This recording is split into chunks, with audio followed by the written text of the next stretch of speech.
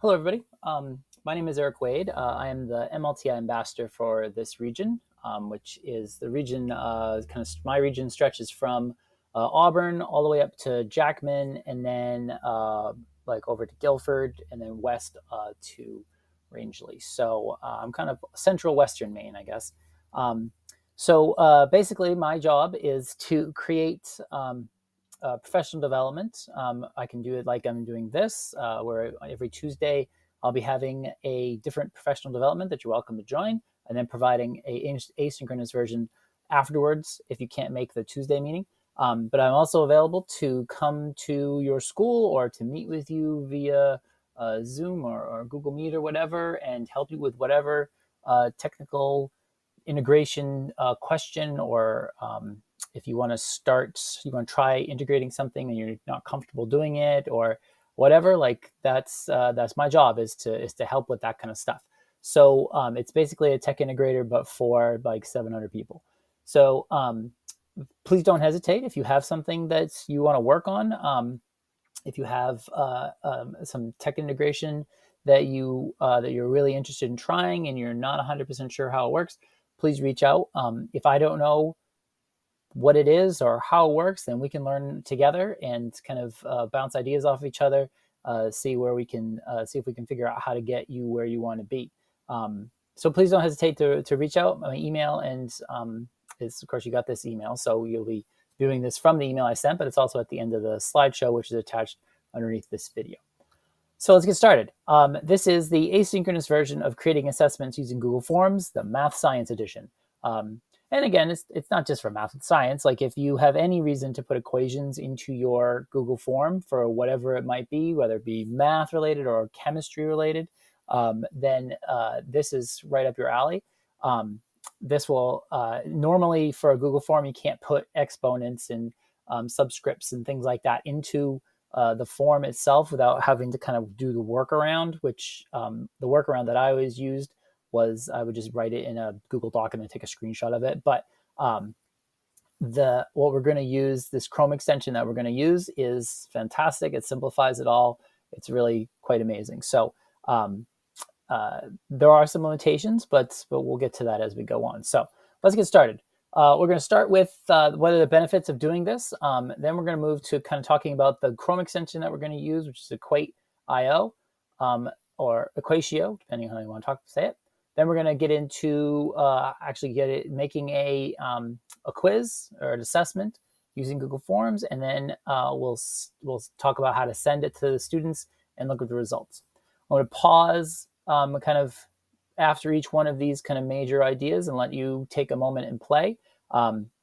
So as you progress, I want you, I really want to give everybody the opportunity to kind of participate however they want to. If you just want to sit and take it and just kind of watch the whole thing and see if it's for you, that's fantastic. If you want to pause along the way and try things, I'll leave that in there for you to like, I'll put points in for you to be able to pause and kind of try some of the stuff out. So let's get started with Equate.io. First thing first, you're going to go open up a new tab and you're going to type in Equate.io.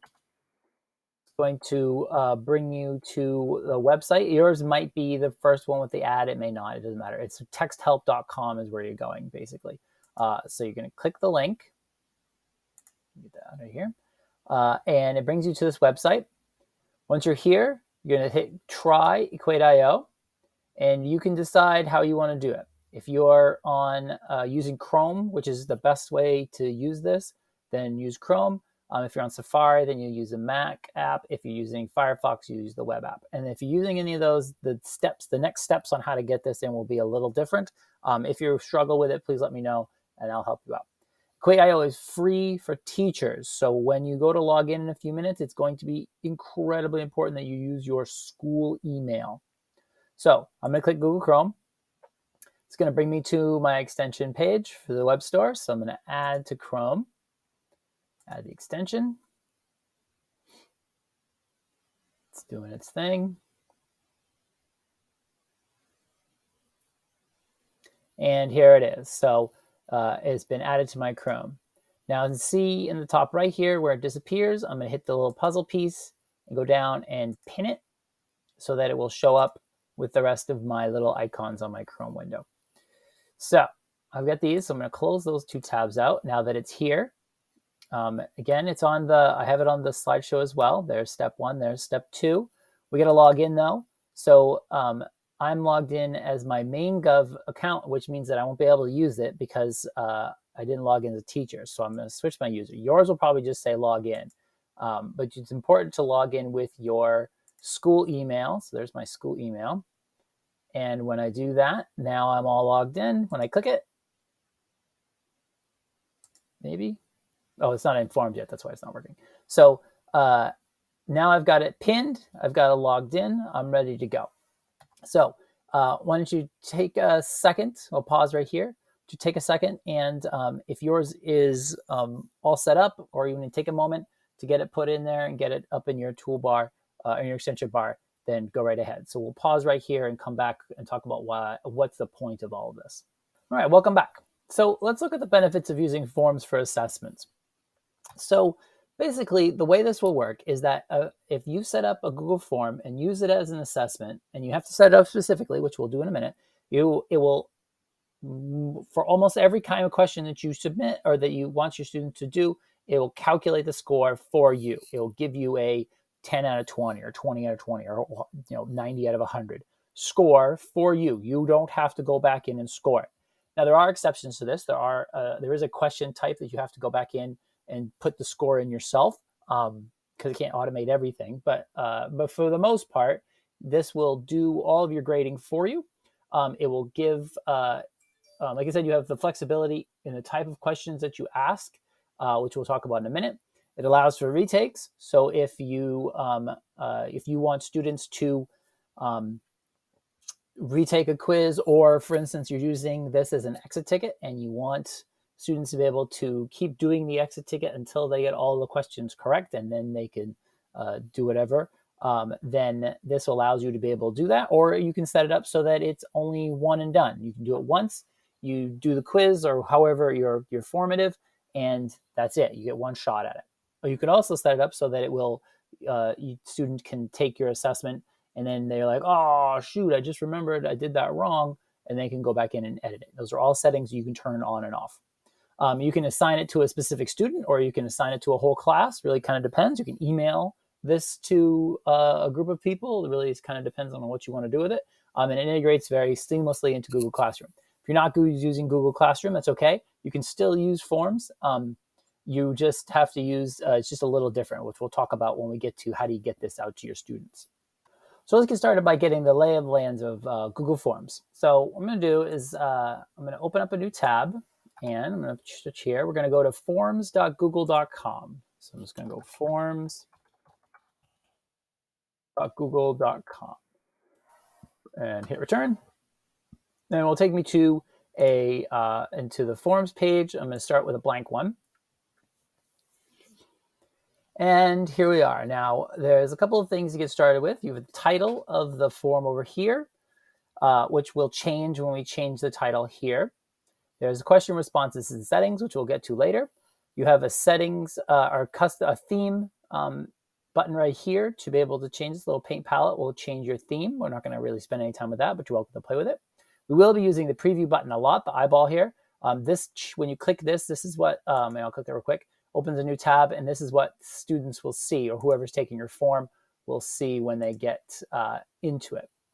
Very useful tool. There's undo and redo, send we'll get to later. This is the title right here, so I'm just going to change my title, quick check. And I'll click over here on the left, and it will automatically change the name of the form. There's also a place here for a description, which you can put in directions for the assessment, or information the students might need to be able to work on this, or kind of quick notes or things to remember, or you can just leave it blank. It's completely up to you. And second last part is the question box right here, which we'll spend some time talking about in depth here in a few minutes. There's an options bar here, which will allow you to do different things to the form itself. And for the math and science version of this, we have the little blue Equate.io math box, which is what we're going to talk about next. So I got to move this thing out of the way. and I'm going to hit the little blue button, and it's going to give me a new kind of toolbar down at the bottom here. So let's get started. The blue one is just real basic stuff. There's options and help and support. You can close it here if you want it to go away and you don't want it there anymore. You can hit close and it'll go away. The first one is the equation editor. There are two ways to do this. So here on the three dots, this is where all the math pieces are. So let's say, for instance, that I wanted to type x squared. Let's say I wanted to write 3x squared. So I would type 3, and then I would click this and go to the little pi and find the x squared. There it is, xa, x to the a, and then I'll change it to a 2 like that. And then I can do plus 3x minus 7. And I've got my expression.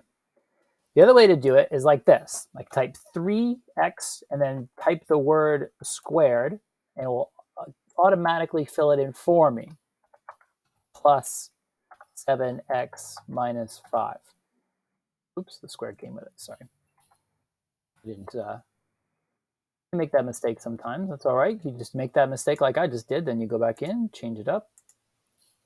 Let's get rid of the extra x. There it is. And let's say I wanted to square 5 for whatever reason. I would type squared. Oh, there it is. Squared, and it will put the exponent up there. So if I wanted, I just go and delete it, and it's gone. So I have this. This is the equation editor. There's in here, there's all sorts of things. Like the T2 here is just the text stuff. The pi is all the different symbols and operations you can put in here. This is a matrix, or layouts for matrices, long division, different higher level math stuff. There's superscripts. This is the formulas bar. So if you needed to add a formula into here, you could. It's got a lot of them. And then the heart is just the ones used the most. You can also search inside of formulas to find something that you're looking for if you're looking for something very specific. You can build fractions. You can do roots. You can do all sorts of stuff with this, absolute values. There are lots and lots and lots of math operations that you can add into this. So you do all that through the equation editor. When you're done and you're ready to insert it into your equation, you just hit, or into your Google assessment, you just hit insert math and it will automatically populate, which we'll get to in a minute. I'll show you what it looks like. Don't worry about LaTeX. It doesn't, it's not really, it's kind of a different tool. Don't worry about it. The graphing editor is very useful because it will take whatever you had in there and put it in that graph. But if you want to add another graph, you hit the plus and you hit expression. And let's say that I wanted to have another one. I wanted to be y equals x squared. So all I need to do is just type squared. It will automatically give it to me. And oops, why doesn't it like that? Oh, because I set it up as an fx. I'll just put x squared in there and call it good. There it is. So now I have these two graphs. If I don't want to see one of them, I just hit the little button beside it and it will go away. If you're used to using Desmos, this is Desmos. It's literally the same thing. So because it's powered by Desmos. So there's all sorts of things you can do with the graphing piece. When you're ready and you want to put the graph in, hit insert graph, and the graph will automatically insert itself into your form. There it is. And then you can go from there. If you put it in there, you're like, that's not right. You hit the little three buttons, you can remove it, and it will be gone. So let's look at the rest of this. This is handwriting recognition. You can use a mouse, or if you're on a mobile device, or you have like a Chromebook that has a touchscreen on it, you can do that. This is speech. Talk right to it. It'll do its thing. The Equate.io is for mobile. If you want to use a little QR code to add it to whatever it is, whatever mobile device you have. This insert math space is fantastic because it will. It's for all of the geometry folks. So if you have, why there's two of those now. If you have geometry that you need to do some assessment around, you can add shapes like so, and or you can draw whatever you want to on there, whatever you need. If you don't want it there anymore, just click it like that and hit delete, and it will go away, and you don't have to worry about that anymore. It also works with the equation editor. So if I type in here, say I want this to be 5x, and I insert my math, it will pop it up here in the top corner. I'll just, drag it down, put it wherever I want it to go, right?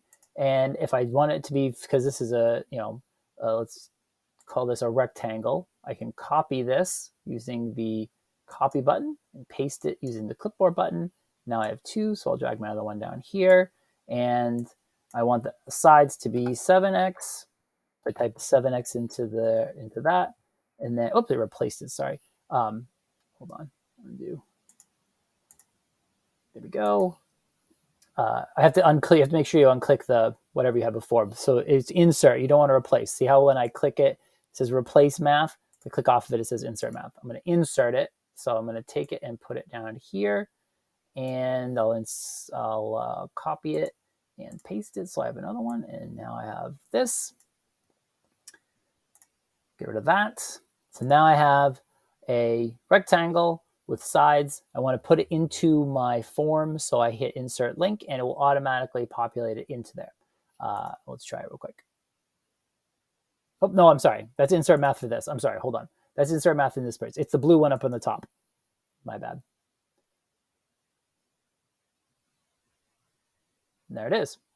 The screenshot reader, don't worry about, and the STEM tools are cool, but you can't input them because it's not part of the free version, so it doesn't really do you a lot of good. But it is cool. It's fun to look at. There's a periodic table here that you can look at, but all you can do is insert the letters for each of the elements, which you can just type those. There's a cool molecule viewer here.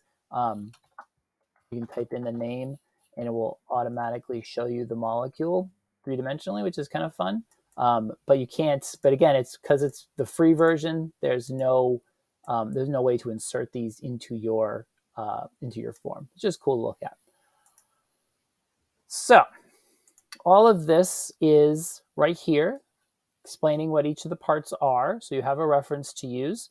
Why don't you take a few minutes? I'm going to pause, and you can take some time and kind of play with Equate.io to get kind of the lay of the land and see how you feel with it before we move on to the next part. Okay, so let's set up a quiz.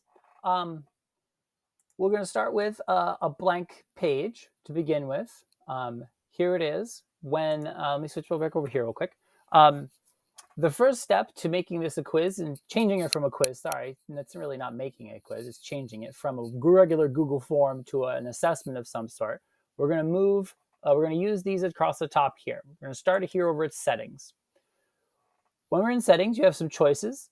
You have make this a quiz, which when you toggle that on, will automatically turn your assessment into a quiz. Now there are some choices that you've kind of uncovered by opening up this by clicking that tab or clicking that button.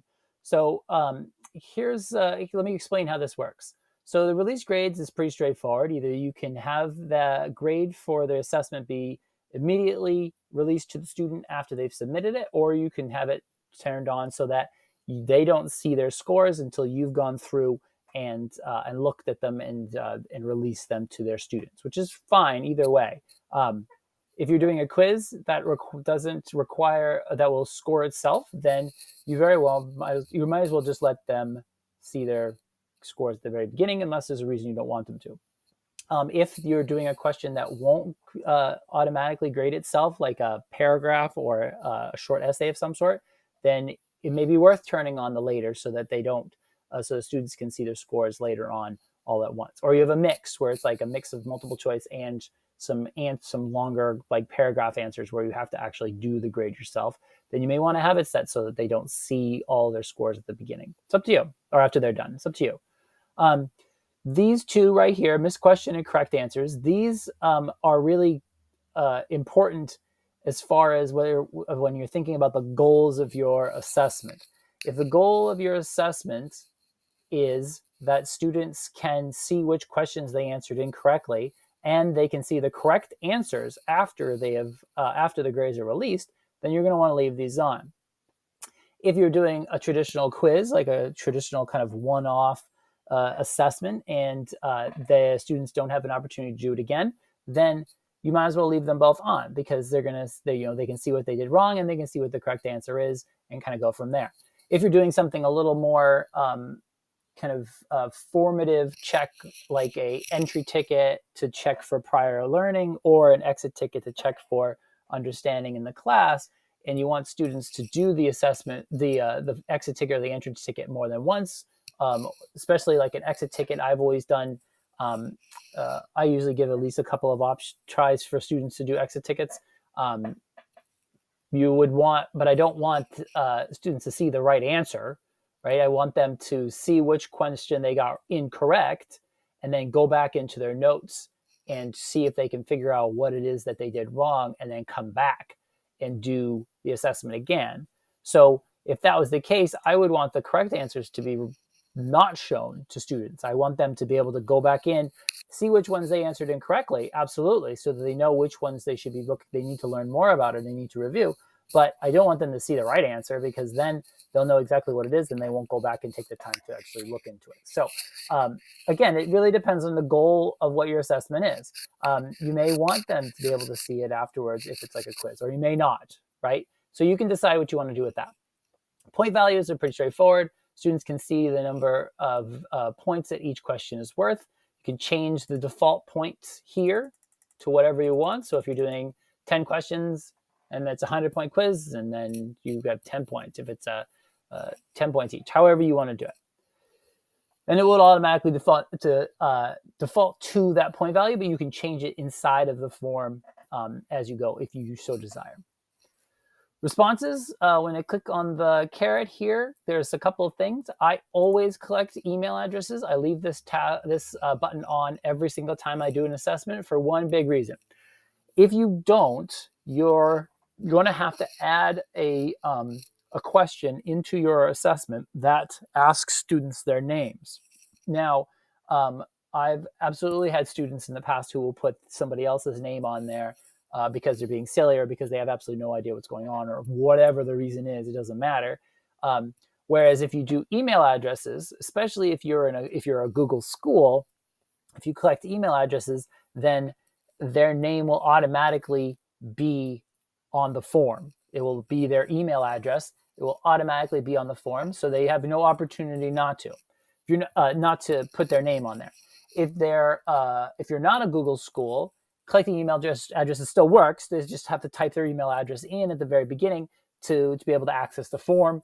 And it doesn't matter, it doesn't matter what email service you use, just as long as you can, as long as they can type their email addresses in there. Now, could they put somebody else's email address? Of course they could. If that's the case, they can absolutely do that. If you're a Google school and students are already logged into Google Classroom, then it will automatically default to their email address when they click on the form. So there's some kind of pros to this, some kind of cons to this. So you got to kind of keep those things in mind as you're working. I always collect email addresses just to make it simpler for myself. You also see why too when it comes time to look at the responses. Why collecting email addresses makes it easier to go through the responses and check on student learning.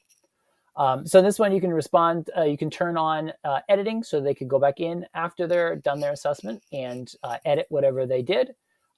You can turn on the limit to one response. If they do this, then they have to email. There's no way around it. But if you limit it to one response, then students won't be able to go back in afterwards and do the assessment again. So if it's like a quiz, and you only want them to take it once, then you want to make sure that this gets turned on. If it's more of a formative end of class exit ticket type thing, then you might want them to be able to do it more than once, so you'd want to have this off. Last step is the presentation. There's a little progress bar. So you're on number 1 of 10, 2 of 10, 3 of 10 at the top. You can have it shuffle the question order. So if you're doing, if students are retaking things, you might want to shuffle it up a little bit. You can turn that on there. A confirmation message after students hit submit, then they're met with a message that you can change that message to whatever you want to say. You can say, please read at your seat, right? And then when they're done, that's what they'll see. After they hit submit, that's what they'll see. If this is on, then that means that there'll be a little link underneath their view results button that will allow them to take the form again, to do the form again. If you don't want them to do that, then turn that off. That way they can or cannot. It's up to you. I always leave this one off. This one allows students to be able to see the results of other people's assessments, and I always feel like that's a bad idea, so I don't turn it on. And then I never flip this one either, because I want them to auto save their work on their Google form. So if they get up and go to the restroom, or the internet blocks out, or whatever, something happens, it automatically saves their responses so they don't have to start all over from the beginning. Don't worry about the default stuff down here. That's just sets everything back to normal. Once you're good, you've gone through and you've looked at all this stuff and you're ready to go, then we can start setting up the questions for the assessments. Now, over on back to the slideshow for a second, I have turn this button on and some basics about each part. All right, so let's dive into how you write a question. So, so basically, there are multiple different types of questions that you can write. I have the cheat sheet right here on the slide deck for you to use, but we're going to go through it together here. So let's start with short answer. And since we're using math science, kind of the Equate.io piece of this, we'll add this. So let's say our work is 2x squared equals 8. Here's my math that I want students to work on for this. And I'll put the question in, and it will pop right up. Now, when students see this, this is what they'll see. 2x squared equals 8. I've got the email part on. 2x squared equals 8. Now, for this, students can type their answer in. And what's great is that if you put the Chrome extension onto their device, then they can insert the math to this as well. So they can use the Equate.io. Why do I have two of these? That's weird. They can use Equate.io to put their own answer in here for their work. So for instance, maybe you want them to show their work how they would do this. So they would divide both sides by 2 first. So you would have them set up a fraction here, and there it is. So you would say on the top, it would be 2, whoops, messed that fraction up. Put that fraction back in there again. So the top would be 2x squared, and the bottom would be 2, and then it would say equals. Oops, I want to make sure that the b is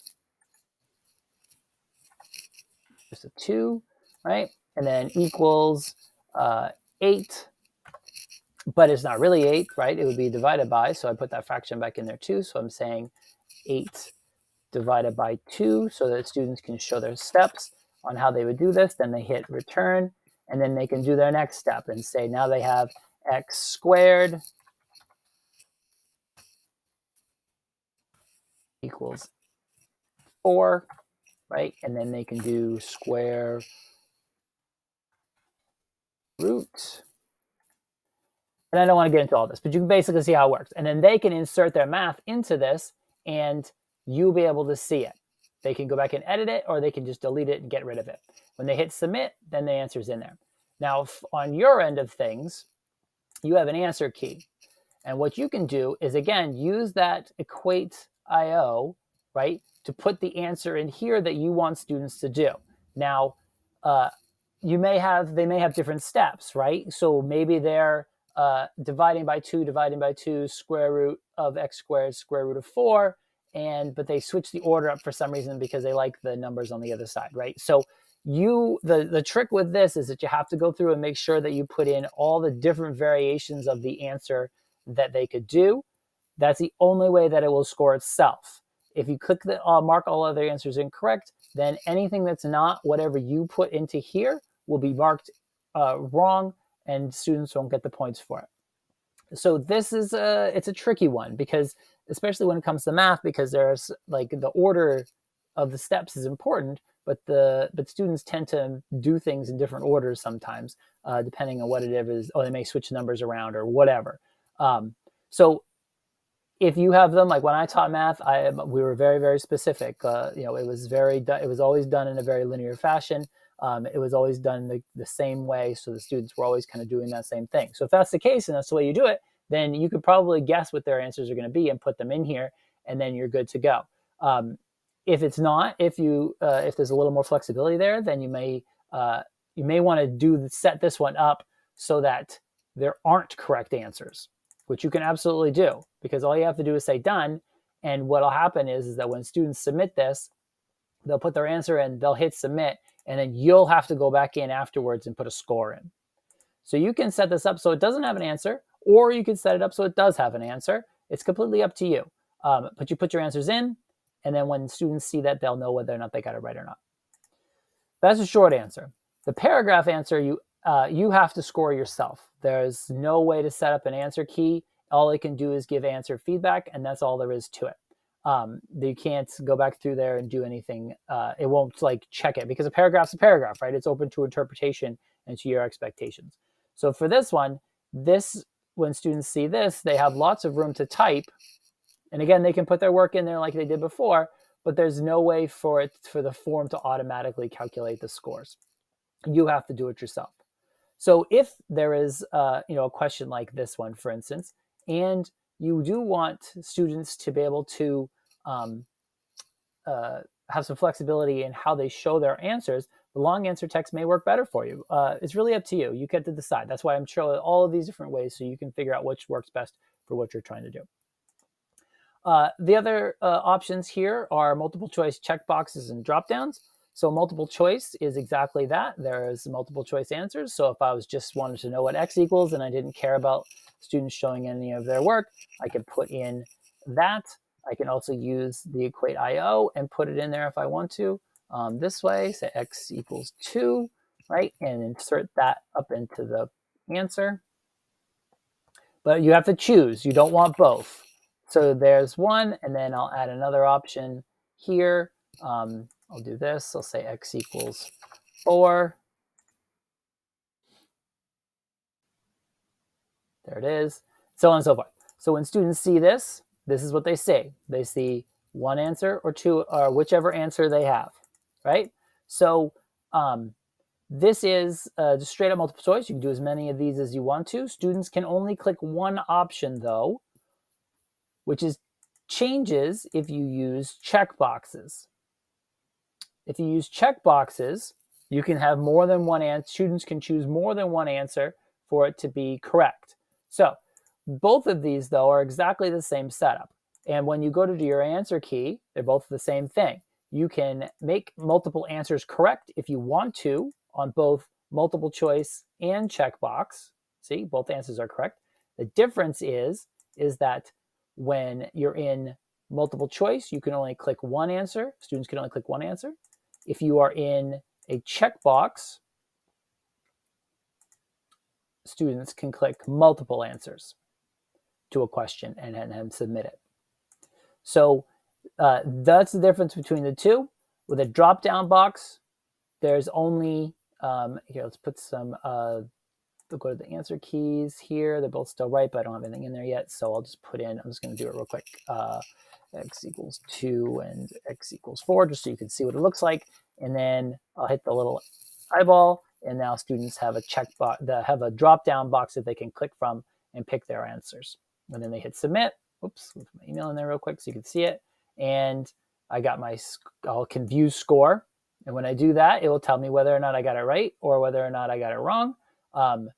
As you saw down here, I can always do it again and hit submit another one because I have that turned on right now. If I didn't have that turned on, then that wouldn't be a choice. Now, the next ones are a little more less useful, but still have a purpose. So they may have a purpose for you in terms of your goals for your assessment. So I want to make sure that I talk about them. So the first one is file upload.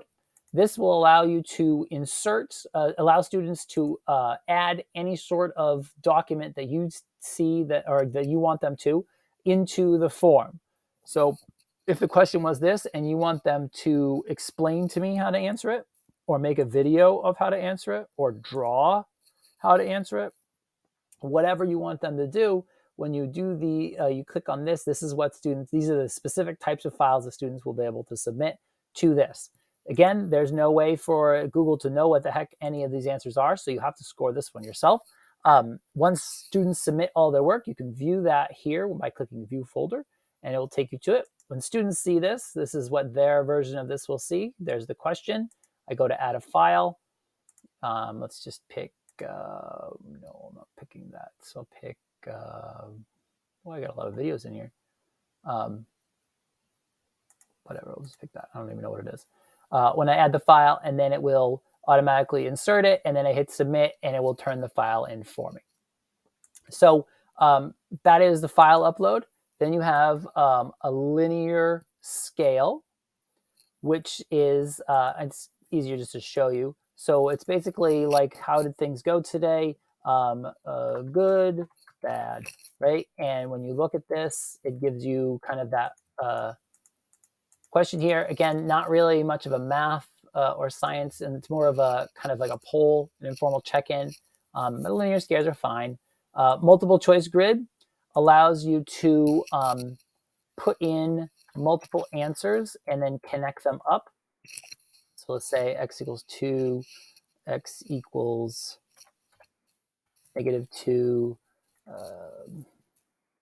Again, you can, for this one, yeah, for this one you have to type in things. It doesn't like the Equate.io for some reason for these, for both of these, for the multiple choice grid and the checkbox grid. But we'll put the answers in anyway.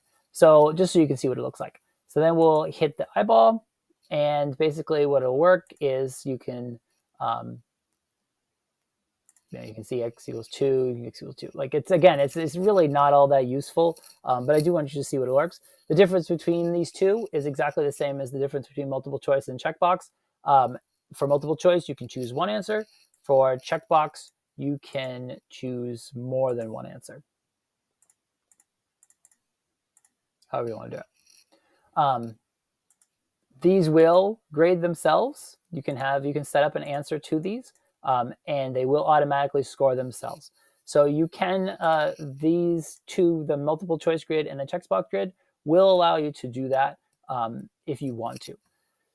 Don't worry about date and time. Those are really more specific to whether, to like finding a date that works for everybody. It's more of a form option than it is an assessment option, so don't worry about those. So those are all the choices. To be honest with you, I only ever use these top 5. I rarely use any of the rest of these, but I wanted you to see them so that if you found a reason to have one, then you had that option available to you. So let's take a break and let you take a second to kind of play around with asking questions and writing your questions into the form. Okay, welcome back. A couple of little things before we move on. The first one is down here at the bottom. There's, you can duplicate your question if you want to. You can also delete the question if you want to. You can also make it required, which will, when you view this as a student, you automatically, it has this little red asterisk above it. By doing that, students can't submit until there's an answer. See, like I have email required on here. And let's say that there was no answer in there and they just want to skip it. They can't, because you've made it required. They can't submit it until they put something in there. So those are the kind of the parts down here at the bottom. Over here on the right is kind of an options bar. It's pretty straightforward. What I like about these is when you hover over them, it tells you what it is. So you have add question, which is just exactly that, just adds another question to it. You have import question. So if you did a Google form some other time and you wanted to bring the question that you used before in, then you can select that question and import it, and it will automatically bring that question into the form for you. If you don't want it there anymore, you just hit delete and it will go away. So let me get rid of that too. So that's really useful if you've already created a form and you just want to tweak it a little bit, then that's a great idea. It's a great way to do that, rather than recreating the wheel and doing it all over again. You can add an extra title and an extra description. So like, let's say the first question you want to have directions are, solve for X, right? And then you're going to break up your questions again in a little bit. Oops, drag this up. And the next set is graph, right? So you can give different directions with different, and break your form up a little bit. Very useful. for if you have multiple things that you're going to cover in an assessment, you can break them up, and so the students know exactly what they're supposed to be doing. The next one is add image. Now, I want you to notice that there's an add image here, and there's an add image here. There's also, and I'm going to put this multiple choice here, there's an add image here. These are all basically the same thing. They all have the same icon, but they do very, very different things. So, I mean, they all add images. They just do it in different places. So I'm going to add an image here. And when I do this, let's put in, let's look for a dog. Let's say, for instance, that I'm doing a really tough assessment and I want students to, like, in the middle, to just be like, hey, take a break and look at this cute dog, right? This one, this add image, will add the image directly into the form. No questions, no nothing, just literally an image. You can do the same thing with the video, add video below it. If you wanted to add a YouTube video or add a video in here of you teaching or giving directions, then you would add that in there, and then you would add the question below it that associates with whatever that might be. Now that is very different than this one, which is the same thing, except that it adds it right into the question. So let's say, for instance, I was adding this, let's do a different dog. Let's do this one. This dog directly into the question, right? It will replace my Equate.io stuff just because it took its place. It will only allow me to put one thing in there at a time. But when I go to do my answers, I can also put an image in here too. So let's say that I was writing a question about which animal typically fights with this dog. And then I was like, all right, I'm going to add an image of a cat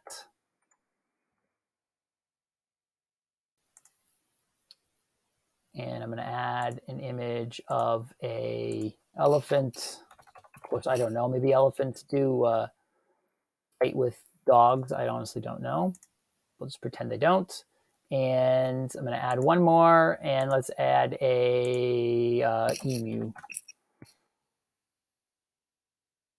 No, let's add a emu. There he is. So I have these options. I can answer key this up and say that I want my answer to be a cat. And when I go to preview this, I have it there. Now it says option 1, option 2, option 3. Now that would be a mistake. I don't want it to say option 1, option 2, option 3. I want this to say cat. I want this one to say elephant. Oops, elephant. And I want this one to say emu. Right? So now I'll preview it again, and now it says cat, elephant, emu. So I can click that, and I know, and I can hit submit, and I'll know my answer. Now, this is great. It works on the same principle as Equate.io, though, so you can't have both in here. It's inserting an image into this space, so you can't have both. There might be a world where you need both, but if that's the case, then you have to figure out which one's their priority. So those are the adding images. These add image inside of the questions will add an image inside of the question. The add image and the add video will add it outside of the questions, and it'll be a standalone piece of the form all by itself. The last part is this equal sign, which I'm going to scroll down here to the bottom. When you put an equal sign, what this does is it adds a new section. So I'm going to go to the end of my first section, and I'm going to say I want this to go to section 2, and then I'm going to add another section, but I want the dog to be part of section 2, so I'm going to drag it up, maybe. There it is. And here's section 3. So at the end of section 2, I want it to go to section 3, and there it is. So when students view this, instead of seeing one long form with all the questions on it, they have one question, then the next question, then the next question. So it breaks it up into pieces. If you have students who would look at a form and see that there's 10 questions on there and you know it's just going to freak them out, then adding sections in. Each section has its own opportunity for descriptions and a title. So it's going to be section 3, variables, right? And then you can add a description in there and add a question underneath it. Again, it's the same principles with all the questions. You've got the blue button for the Equate.io, the different choices, they're all here for you to use. So again, when students go to view this, they'll see question 1, If you made it mandatory, they can't go to the second section until they've answered that question. Now let's take a break and look at a cute dog. And now we're on to section 3, variable, and there'll be a question here for me to see, and I would hit submit. When you hit submit, it will score all the pieces that there were stuff to score. So there's 1, that was a dog, and I didn't put an answer key on that third one yet, so it doesn't really matter. There would be no answer there. So that's the options bar. So let's take another break, and I want to give you a chance to kind of play with adding questions, adding maybe another section, add another question, add some images, add a video. Take up some time, take as much time as you need, and then when you come back, we'll do how to send it and how to look at the responses.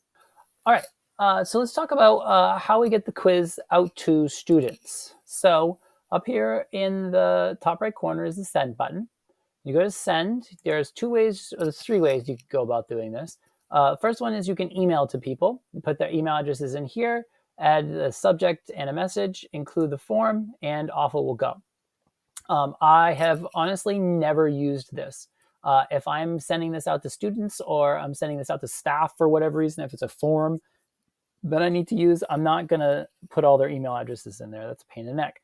I almost always use the link button right here, and I always shorten it because it's super long.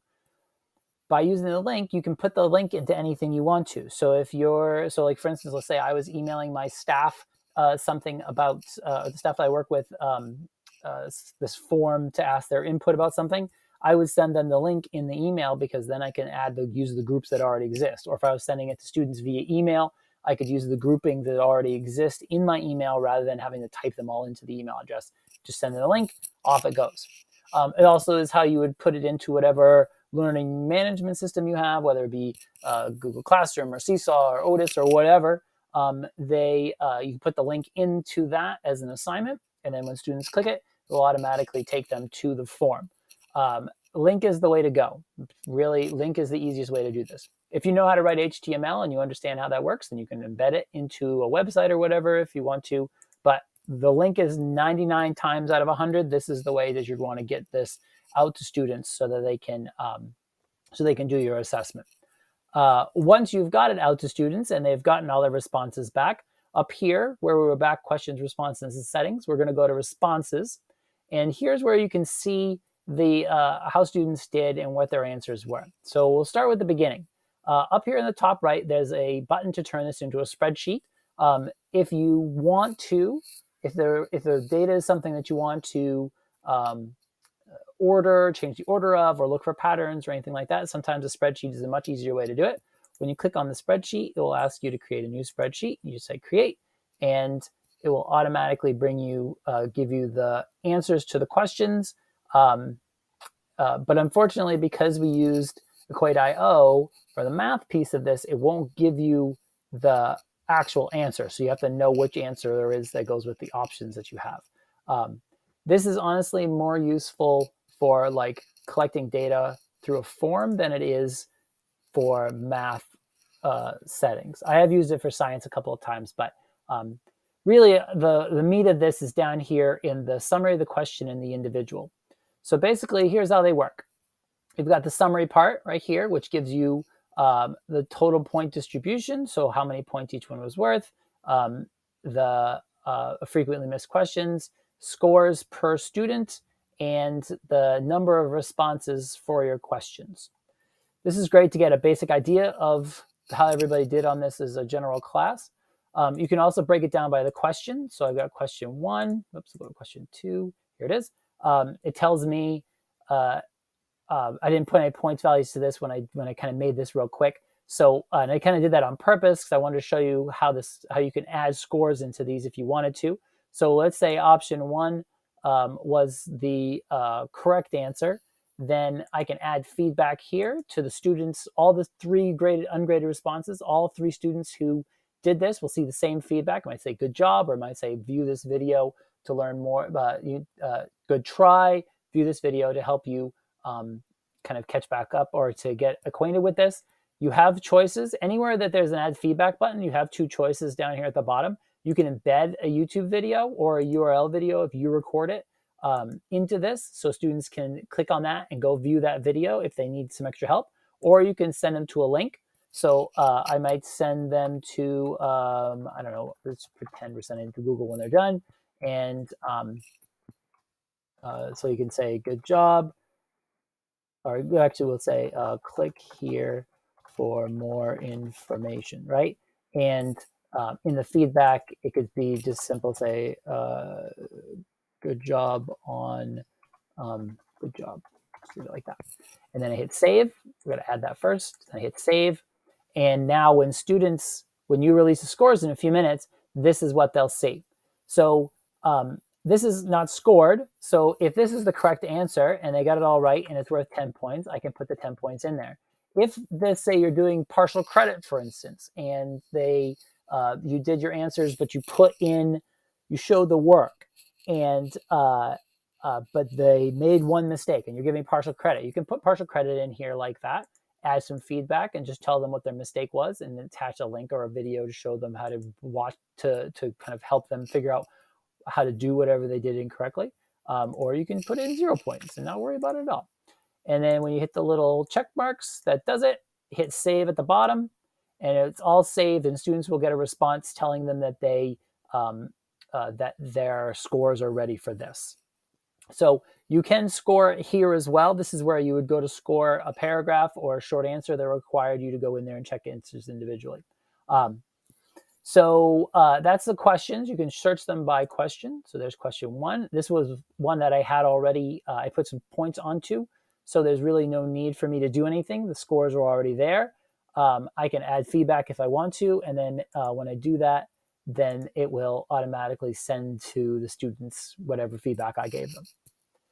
Last one is the individual. This is where you can check on individual students. This is where that email address piece comes in very, very handy. If you did not collect email addresses, the name would be here, and then the answers would be there. And then you can see my feedback right there that I just wrote. You can look at this by kind of drop down here. So you could say, oh, there we are. So there's that person. I can see that they didn't answer. They got both corrections, both of them incorrect. I can release the score after I'm done. I've got 10 points there, 0 points there. I can release the score. It will send them an email. I don't want to do that. And then it will tell me the score here for how they did. One of the reasons that I like this piece of it, and this is back to the whole idea of collecting email addresses, is that by doing this, let's say I'm doing an exit ticket and students are going to respond multiple times, I can click on that drop-down box and be able to look for whatever the last response was that student did, to double check and make sure that they got everything correct, because they couldn't leave until it was done or whatever. When I taught remotely, this was kind of my practice at the end of every kind of class, was do the Google form, do them until you get it correct, go back and look at your notes that way. And I would release them from their Zoom call when I gave them permission. They're like, okay, Billy, you got all the correct answers correct on the exit ticket. You're good to go. I'll see you tomorrow. Or however you do it. So this was like their literal exit out of the virtual meeting that we were having. So that's why I like this, is because they can easily organize what was going on. If you did collect email addresses, this wouldn't be here. All you would have is just their names here, and then you would cycle through using this arrow like that. And that is it. So I'm going to skip down here to the end. There it is. If you'd like to get in touch with me, there's my email right there. You're welcome to email me anytime. If you want to schedule a virtual meeting, you can click this. The state uses this thing called Bookings, which will automatically check with my calendar and set us up automatically with a Zoom link for us to meet virtually.